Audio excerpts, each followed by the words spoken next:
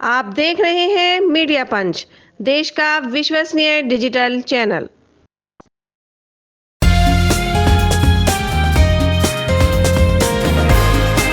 ये किससे मुकाबला है आपका? देखिए, मैं फिर आपसे कहूँगा, मैं किसी को छोटा नहीं कहूँगा कि कोई पीछे आ गए। जनता को तय करना है।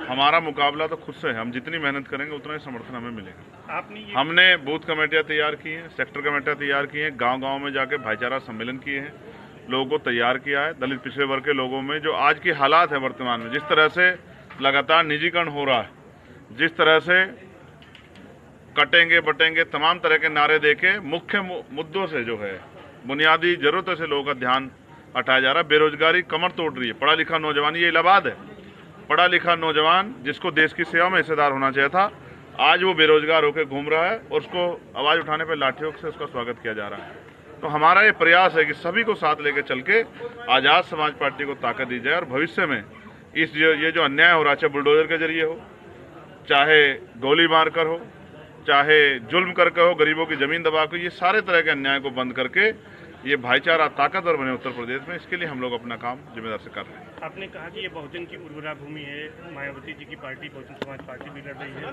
तो किस तरह से उनसे लड़ाई है? नहीं, उनसे हमारी कोई लड़ाई नहीं। वो हमारे बड़े हैं, हम उनका सम्मान करते हैं। लेकिन समाज ने तय कर लिया कि उनको बहुत सारे मौके दे दिए, अब आजाद समाज पार्टी को मौका देना है। बीजेपी में कटेंगे को लेकर कहाँ बट रहे हैं? देखो कितने सारे लोग आम आदमी पार्टी छोड़ के, समाजवादी पार्टी छोड़ के, कांग्रेस पार्टी छोड़ के, लोक जनशक्ति पार्टी छोड़ के, ये सब जुड़े तो हैं। हम लगातार कह रहे हैं कि पढ़ेंगे तो आगे बढ़ेंगे और मिलकर साथ चलेंगे, तभी देश को तरक्की के रास्ते पर लेके जाएंगे, तभी बुनियादी जो समस्या है उनका हल कर पाएंगे। ये उपचुनाव तो वही बात है जो बातें अखिलेश यादव और राहुल गांधी कहते हैं। तो अच्छी बात है, तो अच्छी बात है, कहनी चाहिए। अच्छी बात कहना कोई बुरी बात है क्या? क्या आपको अच्छी बात अच्छी नहीं लगती?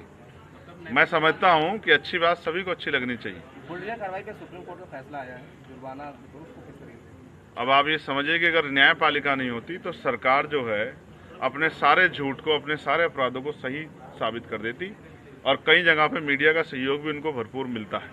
लेकिन जब ये बात मुझे सख्त लफ्जों में कहनी पड़ेगी, जब एक पत्रकार की फतेहपुर में घर में घुस के हत्या कर दिया दिलीप सैनी की, तब सरकार और मीडिया दोनों ही चुप हो जाती। अगर पत्रकार सुरक्षित नहीं रहेंगे, अगर वकीलों पे गाजियाबाद में लाठीचार्ज हुआ, अगर वकील सुरक्षित रहेंगे, नौजवान सुरक्षित नहीं रहेंगे, महिलाएं सुरक्षित नहीं रहेंगी, तो ये लड़ाई कैसे आगे बढ़ेगी? तो सुप्रीम कोर्ट का माननीय सर्वोच्च न्यायालय का जो फैसला है वो सरकार को चेतावनी है। और एक और फैसला मदरसा बोर्ड पे भी उनका आया कि जिस तरह से नफरत बांट के ये सरकार जो है भावनाओं को उभार कर सिर्फ वोट लेना चाहती है। 7 साल से जो मुख्यमंत्री हैं, तीसरी बार जो है सरकार केंद्र में भारतीय जनता पार्टी की, वो भी नारा दे रहे डरेंगे, कटेंगे तो बटेंगे। क्यों, क्या हो गया आप लोगों को? ऐसा क्या डर आ गया है? ऊपर से नीचे तक तो सारी सरकार आपकी है, पड़ोसी प्रदेशों में सरकार आपकी है, मध्य प्रदेश में आपकी सरकार है, राजस्थान में आपकी सरकार है, हरियाणा में आपकी सरकार है, तो किससे खतरा है आपको?